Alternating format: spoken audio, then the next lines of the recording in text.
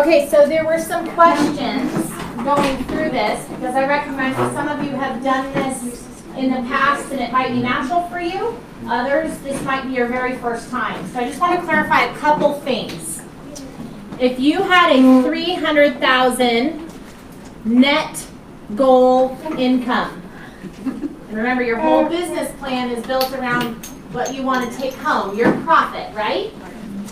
It's saying that your net income should be 40% of the total GCI, right? So just to clarify, because I had like a brain moment in the back and I had to go take a walk and figure it out, you divide this by 40% to get your GCI. Does that make sense?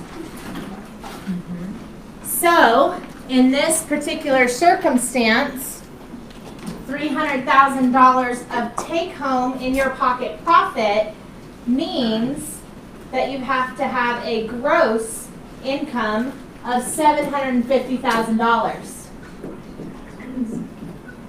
Okay, so what you're actually doing is you're starting here because that's what you want, and you're actually going here first, just to clarify, before you determine what cost of sales is and what operating expenses are.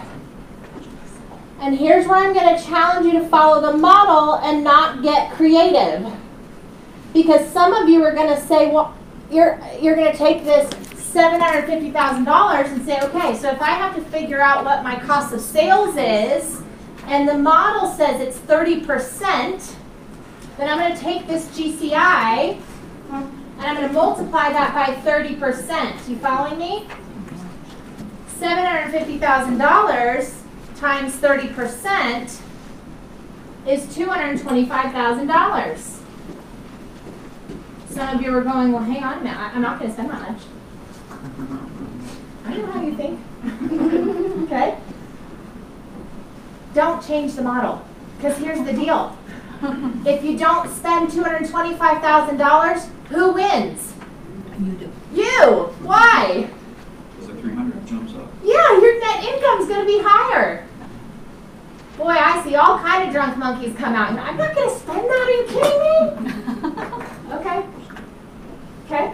Great. If you don't, you get to take home more money. Okay?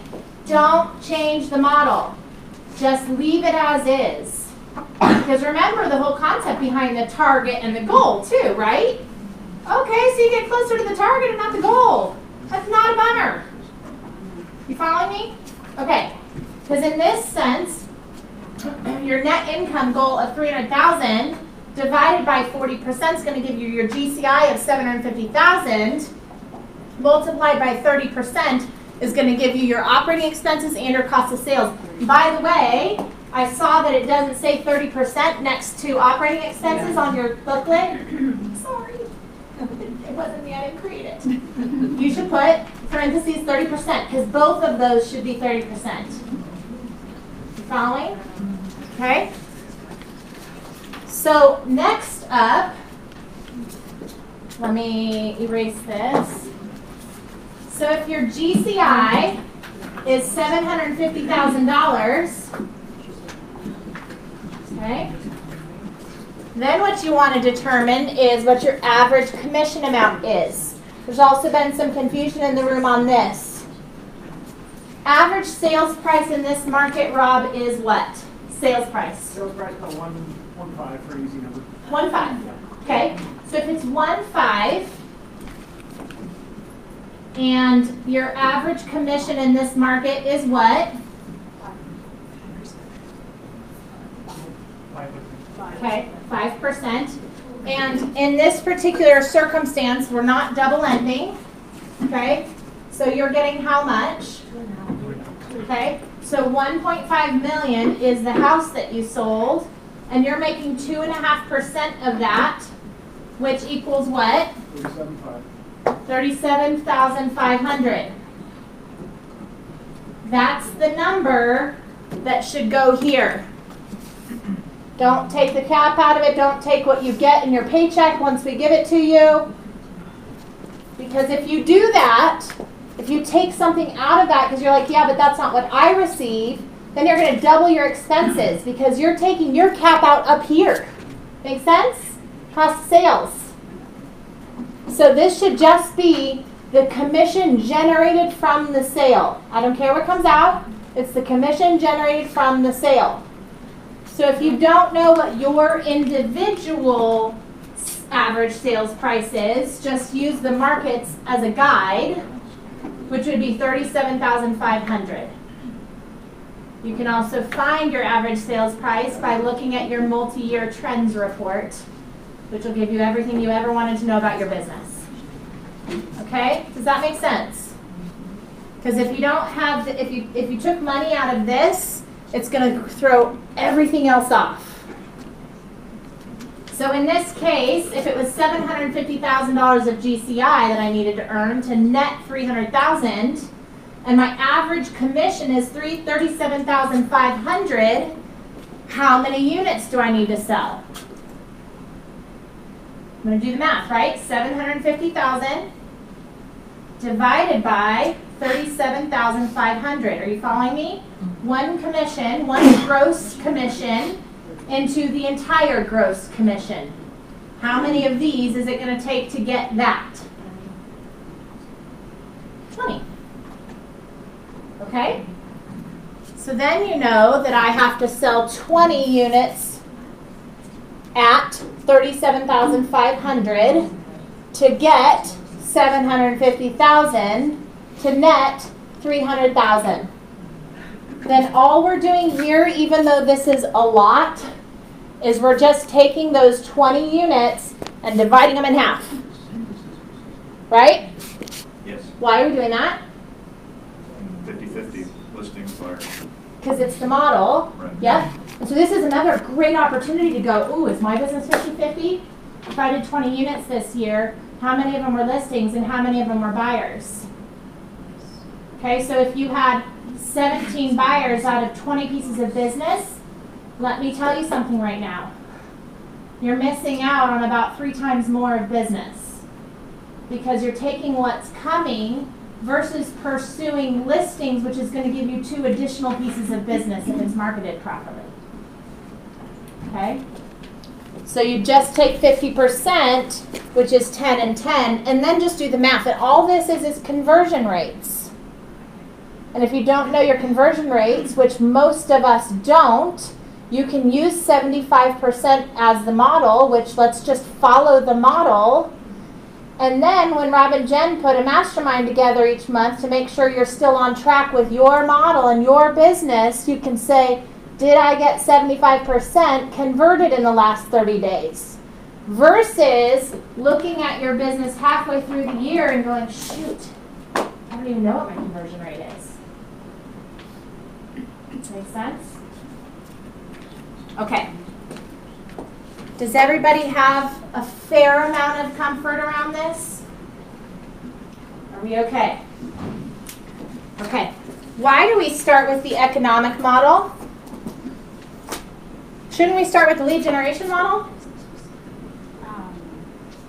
I mean, you got to lead generate to make any money, right? Yes, and now I know that I need to sell 20 units. Let's talk about strategy, because business owners always have a strategy, and some of you need to hear this today. Hope is not a strategy. Okay? We start with the economic model because this needs to be about what you want to earn to fund your big why, and then having a handle on what it's going to take versus winging it. And for some reason in this business, we do a whole lot of winging it. Okay? So now I get to build my plan around 20 units. Okay, now we dive into the lead generation. That's the strategy behind how I'm going to get to 20 on purpose. Okay? All right, so let's dive into, where's my, got to get my bearings here. Lead generation.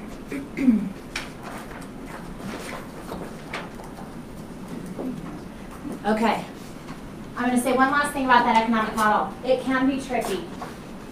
Please, please, please, please, please go see Jen or Rob after this if you we're still having trouble with that, because you can't have an effective plan if you don't really get that down, okay?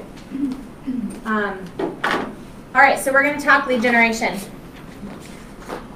You remember me talking about one of the reasons that people get burnt out in this business? What was it? They're not challenging themselves. They're not challenging themselves. Yeah, they might get bored. And what would be the antithesis of that?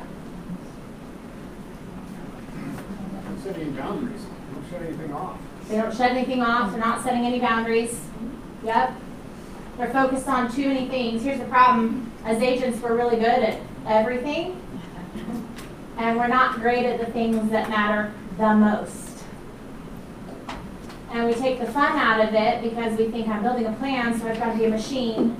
Okay, that means I've got to lead generate like every day, and I'm time off my calendar, and I got to make calls, and I just want to be the voice in your head that says, find a lead gen lane that you enjoy, and it gives you life.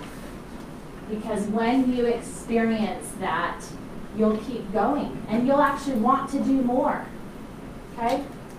So this is about concentrating on focus areas, reviewing the lead gen model, and then creating your lead generation plan. So this is kind of a weird way to look at this. And this is a brand new slide. And when I initially looked at it, I was like, because remember this content came out 2 days ago. Thank you. I appreciate that. I was like, what are they doing here? And here's what I learned. Lead generation is taking a message and using a method, to get to a desired audience, right? And so here's what I like about this, which is new. It says for your lead generation to be effective, your message needs to do 2 things. It needs to match your market. We haven't talked much about matching our market before.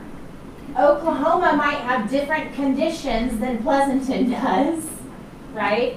Most people go, oh, those people in Texas, they don't know what California. Okay, I've heard it all, whatever. Now they are saying, all right, got it. There are different ways to lead generate in different audiences and different markets. So it needs to match your market, and it needs to make an offer that elicits immediate response. And I love the end of this. Matching your market simply means tailoring your message to the sentiments and market conditions of a target group in an area which you operate. And making an offer for immediate response means enticing the recipient to reach out to you.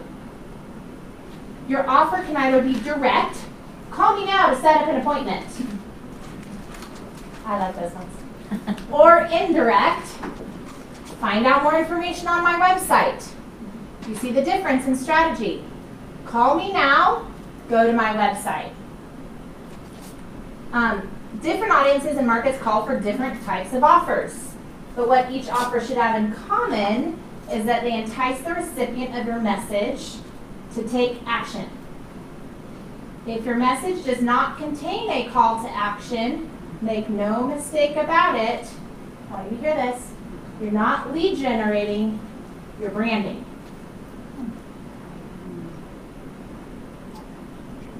Okay?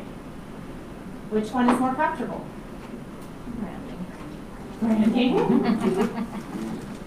And am I saying don't brand? No. You just need to understand the repercussions of all of your messaging being only branding. It might take 10 years for people to start calling you. Does that make sense? I'm only in here for 8.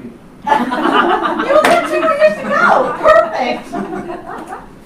I want to get really clear about this because some of you are frustrated by your lack of results. Because you may be doing more branding than you are generating leads and causing people to take action. If you've got some big slush fund at home, do that. I don't care. If you don't, that can only last for so long.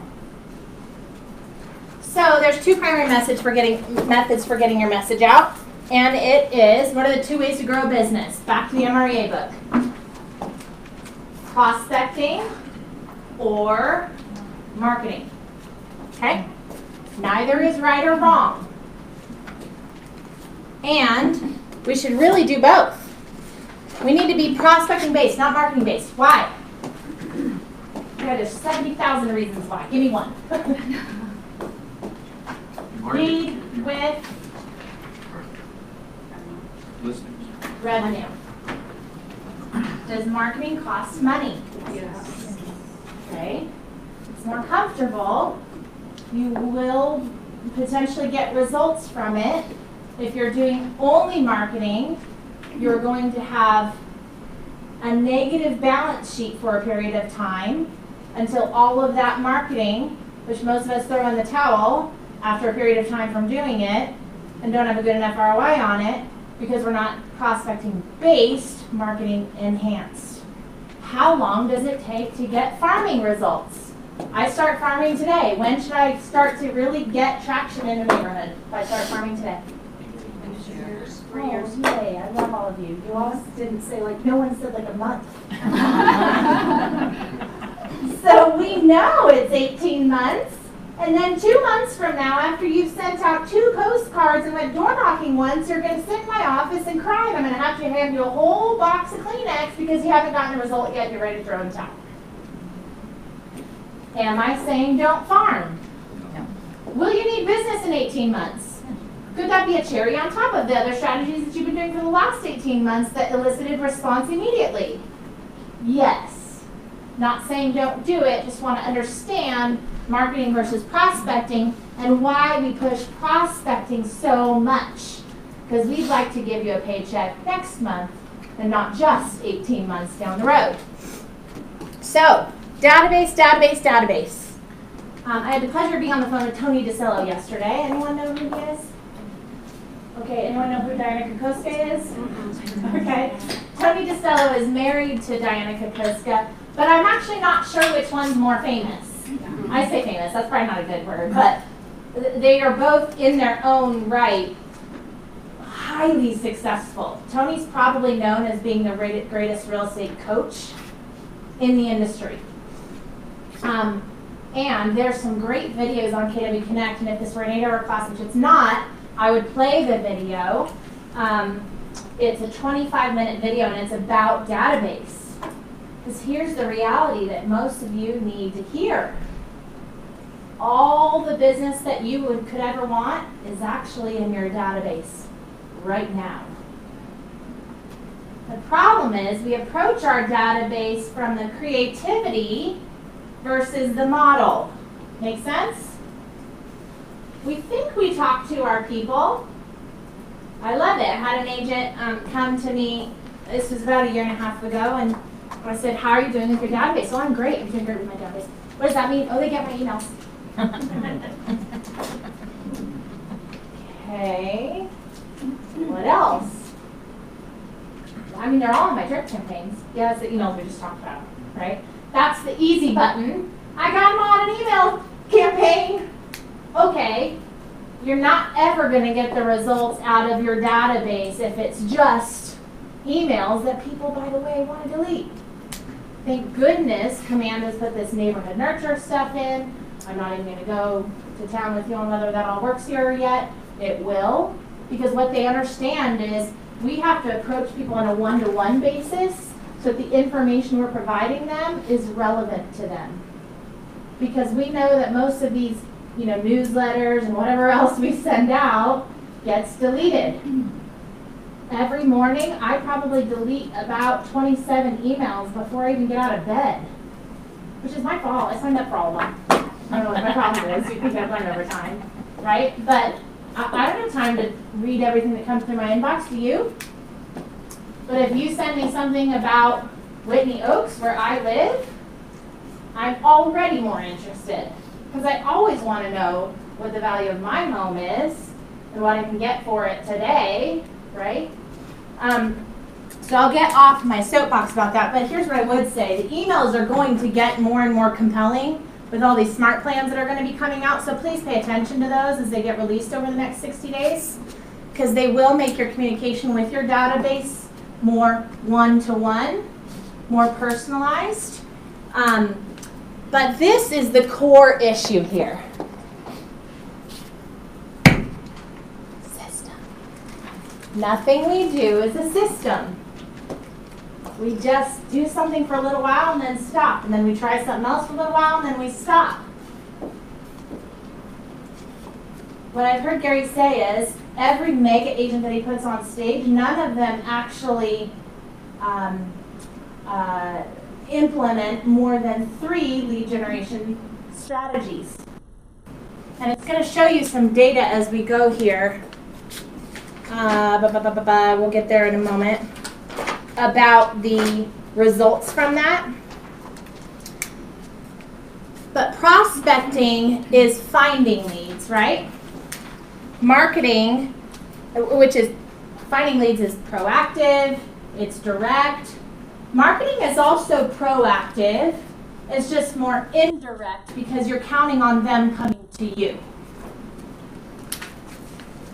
So let's go through some questions and have a little bit of fun. Is calling FSBOs prospecting or marketing? Good. Is advertising the PTA school newsletter prospecting or marketing? Good. Smart group. Is door knocking in a geographic farm territory prospecting or marketing? Usually you come with marketing in hand, but it's prospecting. You're right. Is direct mail to a newly married couple, that's awfully specific, prospecting or marketing? Marketing. Yes, absolutely. So we have 100% clarity on the difference, yes? The reason that we're drilling that in is because there's only 2 ways to grow a business. It is either prospecting or marketing. And there's about 50 ways underneath each of those to do it. But it all falls under those 2 umbrellas. And we're trying to help you save money on your P&L by reinforcing the value of prospecting. And by the way, soapbox moment with your database, have there been changes in our industry? Are there technology companies that just think they're just going to come get business because they have cool tech and they're not real estate companies? Amazon? I mean, there's companies getting into the real estate business that a year ago I would have laughed at you if you said that to me. Who are they trying to get? Your database. Your people. But here's the cool thing, guys. If your people know you, like you, and talk to you a lot, they're not going to go with the widget over here. But they will if you're not in front of them. There is no time like any other than to get into a plan with your database to be visible and in relationship with them because they will get taken from you if you don't. Okay? All right, so this is really what I was referring to. This says 5 sources. And Gary usually does like a state of the company or state of the industry at every family reunion and mega camp, and he goes through these numbers and actually what these lead generation sources are more specifically. This says 5, but you can see that there's even a distinct difference in the first 3 versus the last 2. And I would suggest that you're going to have a hard time mastering 5 at a time versus saying, I'm going to master 2 at a time and then add a 3rd once these are models and systems in my business that are repeated, that give predictable outcomes. Some people think that you have to go into a year and hope you get the closings that you want. Your business should be easier and easier every year. Your database should be your base salary in this business. And the open houses and all the things on top of that are your bonuses. Anybody ever worked for the man before you worked for yourself? Do you remember that whole base salary gig? I know we don't know what that means in this environment. Your database should be your base environment, or your base salary. And it should grow every year. From repeat and referral business gives you relationships and a system in it. And then everything that happens on top of that the new sign calls, the open houses. It's your bonus structure. What would happen if you started framing it that way? What was your base salary this year? How much of your business came directly from your database? Okay, so here's the many, many different types of sources. Remember how I said there's a million ways to skin a cat? Right? There's a million ways to grow this business. You don't have to get stuck in just one avenue. This is a really good time of the year to say, okay, I think I did 17 of these this year. And it worked, but boy, I felt like I was running a race. I felt like I was running on that hamster wheel. Which 3 am I going to master in 2020 so that I get predictable results from them? And then all you have to do is make sure you have a system to put people into. We call that a database. You have a database, you feed it. It has a system that happens on a continual basis. So what this is saying is, let's talk about the difference between leads and contacts. I'd be very careful what you define as an actual lead.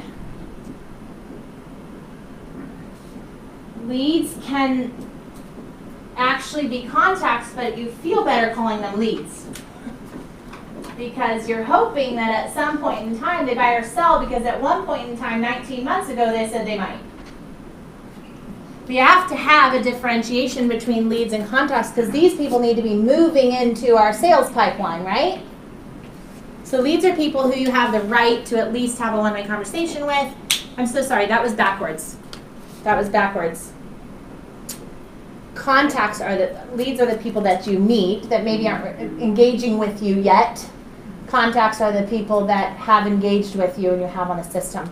So what it's saying is leads are people who have the right to at least have a one-way conversation with, which is a 19 touch, or a 19 to connect is what they're calling it in MREA 2. And in the past we had a 33 touch, they're now calling it a 36 to connect. So everybody in your database should be on a 36 to connect. We'll get to what that 36 touch program is, what that 19 touch program is in a minute. So the goal would be to take them from leads into contacts, right? Because this is where you have a relationship with them. You guys do a lot of technology classes here, I assume. Amanda is working with us to help make things easier and easier and easier for you. So keep paying attention to these tech classes and how Command can help you leverage these systems so that you don't have to create them, because they're building them based on MREA. So it'll have our definitions and the way we define people and what programs they should be in. It'll all be in Command.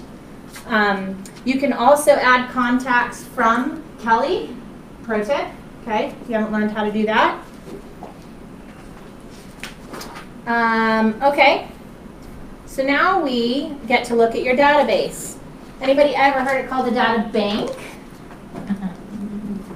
Okay. Data bank means it pays you, right?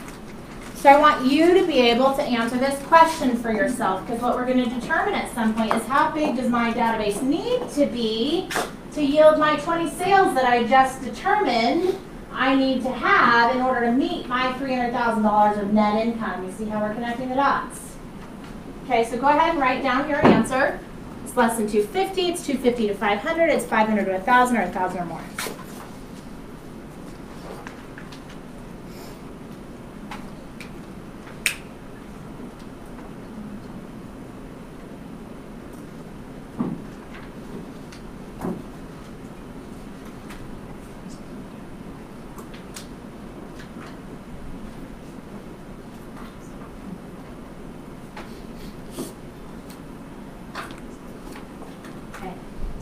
What example has this course been using in net income?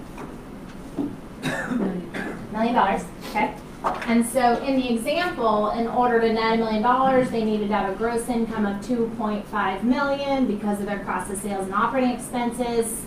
And then based on their average commission, it said they needed to close 350 deals, okay? So using that example, because it can't use everybody's example, Just want to make sure you understand why this number is here. If it takes them 350 deals to net $1 million, and they convert at 100%, which nobody does, maybe Gary Keller, but I doubt it. He'll probably piss someone off along the way. Then they need to have 5,833 people in their database to yield 350 deals. Here's what your MREA book says. It says for every 12 people in your database, you should yield 2 sales. Okay? Then I heard along the way, I'm right? I'm with you. Then along the way, like 2-3 years ago, they said, well, actually, it's actually, I think the new MREA book is going to say 1 out of 10. I'm like, okay, 10%, got it. Got it. That's what the new MREA is going to say. Well, now they're actually putting stuff in print saying they've studied and done all the numbers with social media and technology inserted into the equation that it's actually 6%. So what they're saying is, through research, they found that 6% of your database will move every year. Now do you understand why it's important to get clear on how many people you have in your database? And why I said for most of you, you're only going to have 1 of 2 job descriptions. Getting your database into a system, because multiplying your database times 6% gives you all the deals you actually want, or finding people to put into your database. Don't overcomplicate. That job becomes 1 of 2 things. Getting your database in a system, or getting your database to the number times 6% that equals the deals that you want. Are you clear? So, it's giving examples here. If they converted at a 50% rate, then they would need to have 11,666 people in their database to yield 350 deals. 11,666 times 6% is 350 deals. 23,333 times 25% is 350 deals. That's why it's important to know your conversion rates. Because some of you might be operating here and you're frustrated, when you could be saying, what skill do I need to have, or what system do I need to have to get up to 50% or 75% so that I don't even have to work harder? Because our time and money, a commodity that we shouldn't waste. Make sense? I'm getting excited about tracking, aren't I? Come on. Okay. You're like, nope, you're not, Shelby. All right, so now we're going to get into some raw numbers, and then you're going to be able to do it for yourself. This is the example. What it's saying is, if a person has 900 people in their database, and they know they're going to yield 6% that are going to move, and they only convert 50% of those, they're going to get 27 deals. Following that? Okay. If they had a goal of 50, because they're going, okay, shoot, like 27, but I wanted 50. And they divided that by 6% using the same conversion rate. Now they just know, got it, I got to feed my database and get it to 1,666 to get 50 deals. Everything is a number. And that's a beautiful thing, because when you can equate it to a number, then you at least know what you have to do, and you don't have to feel like you're waking up every day going, I guess I need to talk to some people today. Which is how most of us approach lead generation, by the way. Is that clear? Okay. So, remember I said we're going to dive in a little bit to what is that 19 Connect? What is that 36 to connect? Or we used to call it touch. I think touch got a little like PC in the world. We're just going to connect. We're not going to touch. Okay. So, with the leads that we're trying to cement to get into, oh no, someone's taking a picture. With the leads that we're trying to cement to get into our contact database, which is what we yield a 6% return on. You following me? It's 4 touches, quarterly phone call, 12 touches, which is a monthly email. I would highly suggest that be the neighborhood nurture. At least it's hyper-local, relevant information. 2 touches that are promotional direct mail. Here's a pro tip, not in the KWRI book, but from Shelby's book in her head. Ready for this? Pinterest. Me and Pinterest are friends. If you type into Pinterest pop buys, they will give you 75 million ideas. You don't even have to come up with them for yourself. Okay? That's what the promotional directs are, or it's, you know, here's the 49ers football schedule on a magnet and my mug is on it because you want to look at me every day on the refrigerator, right? Those are promotional directs. A calendar, a market report, something of that nature. And then 1 annual event. Now, for those of you that don't have gobs and gobs of money to spend on events, do events have to be expensive? No. No. Some of you go, I can't do that, I don't have that money. Let me give you a pro tip. Are there events that happen in the city of Pleasanton? Use them. Go get a $10 shirt that has your name on it, give it to you and 2 of your friends, and serve popcorn and soda at the Pleasanton picnic that already exists. Don't use excuses that you can't do an event because you don't have the gobs and gobs of money to spend. You don't have to spend gobs and gobs of money. Are there people in this business that spend 50 grand on a client event? If not more. And that's okay. That's okay. They're equating that into their GCI, their cost of sales, their operating expenses, and by the way, they do it because they get an ROI. It's all good. Okay? And if you don't have that type of money to spend, don't limit yourself by not doing it. There's tons of events in and around you that you can leverage. Wear a branded shirt. It's not going to cost you much. Fair? Cementing, so obviously this is the one high value touch. A high value touch that solidifies the relationship you have just established, and then the saturating of the database is the 36. We've gone from 19 to 36. That's 4 touches. Again, how many times are you calling one person in your database in a 12-month span? 4 times. Some of you come to me in other market centers, not actually you, and say, oh, I've called everybody. I call them too much. They tell me I call them too much. Okay, you're calling them once every 3 months. If you're calling them 4 times in a month, I might agree with you. But this system says call them 4 times a year. It's also why we have things called quarters. Good? Okay. 26 touches. Why 26 and not 24? We've got 12 months. Smart girl. 52 weeks. So it's one every other Friday. On that Tony DeCello Can It Be Connect video that I talked about, his soapbox is database. And on the phone yesterday, I think it's been like 3 years since he filmed that video, and yesterday he was talking about database. I'm like, wow, you just haven't changed your tone. That is your strategy. Database, database, database. And that's because this is a relationship-based business for the most part, isn't it? Okay. So just remember, you have relationships in front of you that you need to cement and get more opportunities from. These 26 touches, back in his day when he was selling, which he's not anymore, he hired a guy at the print shop to send something out every other Friday because he knew he wouldn't do it himself. That's called like forcing a system to follow through. So if that's you, figure out a way to create an environment around you to force that to happen. And Command has designs and all these things that you can do it in 5 minutes in. But that's just every other Friday being able to send something out that's relevant. That is those market updates or the neighborhood nurtures, etc.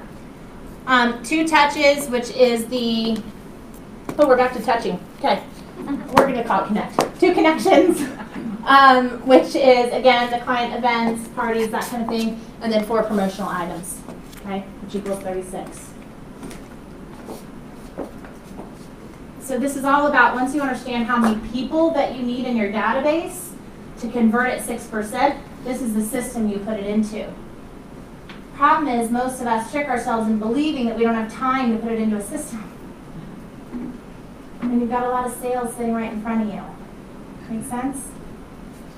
Okay. Focus on seller listings. Why do we focus on seller listings versus buyers? Okay. Can I give you one exercise that'll help you earn another $1 million, $500,000? Sure. Would that be worth 5 minutes of your time? No. Okay. Who's read The One Thing? Or if you need to go read The One Thing and then get the podcast to complement it. What's the concept of The One Thing, Rob? Then focus on it, focus on it, focus on it, focus on it. Yep. We are so wired and we have so many distractions in the world that we are all over the place all the time. Can I get an amen? Amen. Right? And this is the whole concept of, as agents, you know, there's classes every week in the market center, there's things at the board, there's things at the MLS, I've got to talk to people, I've got to do parties, I've got to get emails. There's a lot to do, yes? This is nobody's fault. The concept of the one thing is, what's the one thing you could do that such by doing everything else becomes easier or unnecessary? And as many times as I've heard that sentence and it sounds a little blah to me, there's so much truth in it. So if I could show you one thing that you could do differently in the next 12 months that will transform your business, I would challenge you to build a plan around this one thing. How many weeks were in 2019? How many are in 2020? It's a system. Got it. Okay. Just want to clarify that. System. Got it. Okay. I just want to make sure we're on the same page. All right. So there's 52 weeks. Who would love to take 3 months off? Where would we go? Someone give me a place you'd go. Our new house in North Carolina that we just built. Oh. Makes my heart sad. Near Southport, Southport. south of Wilmington. Yes. I was going to say that's the coast. Oh, that makes me sad and happy for you and sad for me. Okay, well, sorry. 7 years in the Carolinas. I actually just spent 11 days there last week, and it's amazing. And someone said Greece. Where else would we go? Bali. Bali. KW? I was like, I am not setting my vacation at KW. God bless them, but no. What'd you say? Caribbean? Caribbean. Okay. Okay. So there's probably not a soul in the room who wouldn't love to just be able to relax, unplug, be in the Caribbean, Bali, North Carolina, wherever for 12 weeks. Can I agree on that? Okay. So we're going to say there's 52 weeks in the year, and I'm going to take 12 weeks off. Okay, so how many weeks am I working? 40. Good. Those are smart people. All right, so what is the one thing that I could do that would enable me to make more money and take 12 weeks off if I only worked 40 weeks?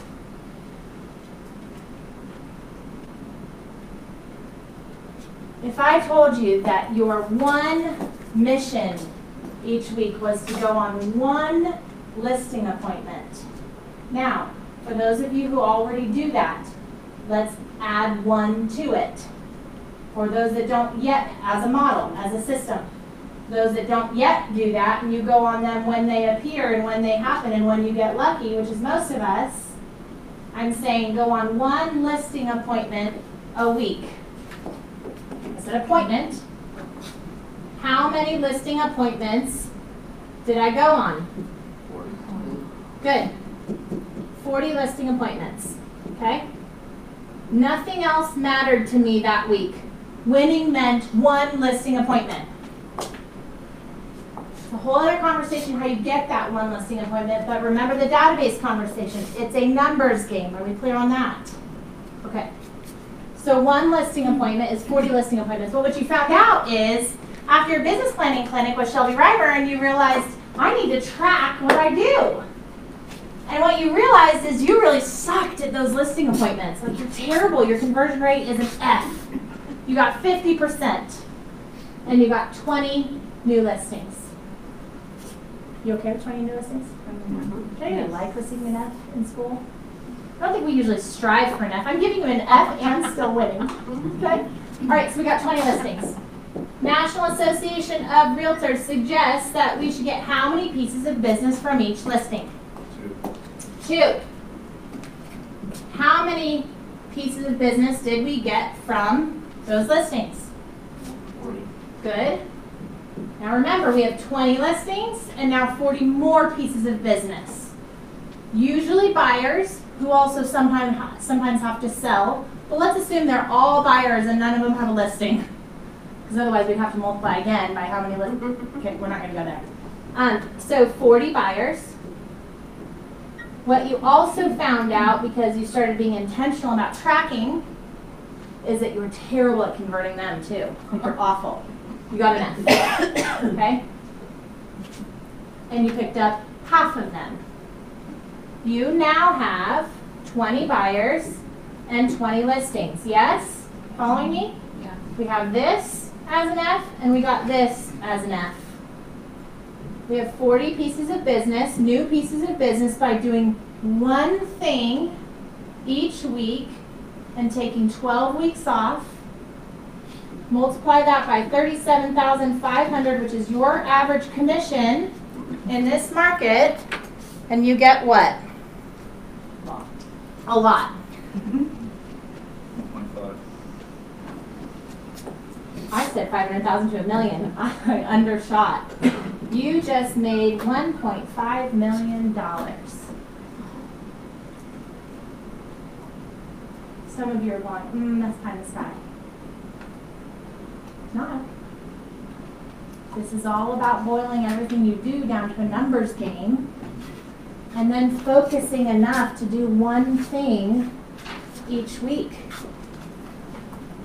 Some of you need to make this the basis of your action plan. Make sense? Okay. We know that listings are leverage. We know they generate more business, which generates more profit. We know it creates market share. It's another reason that you should be focused on listings. It gets your name out there. Does your business get easier the more people see your name more commonly? And it generates buyer opportunities. Okay, so this is the funnel that I was talking about. You know, we went from leads, and our goal is to get them into contacts and connect with them and then cultivate them to get an appointment, to have them as active people in your pipeline. Woo, she's taking a picture. To get them under contract to close as a solo agent. Only thing we're trying to model here is understanding that everything is a model. Everything is a system. You do not have to wing it in this business. And this cultivating piece is going to get easier and easier over the next 60 days as more smart plans are released. And even customized smart plans. Okay? And the smart plan is not just an email campaign, just to clarify. The smart plan tells you what to do and when. It might be an email, but it'll also alert you when it's their birthday, when it's their anniversary, when you should make your quarterly call, all those things, okay? Because naturally, we fall on the sword when it comes to follow-up, or is that just me? I know, right? It's the most stressful part of the job. All right, so it's your turn. Someone tell me what slide we're on. 63. And I can go ahead and put some of these numbers back, but you're going to see two things here. I'm going to give you 5 to 10 minutes because the goal here now is to say, all right, how many people do I need to have in my database to yield the amount of sales that I want? So if your goal were 300,000 net income, which meant 20 deals, then you go, okay, how many people do I need to have in my database to yield 20 deals? Does that make sense? It should connect from the last exercise, however many closed units that exercise generated. Okay, go.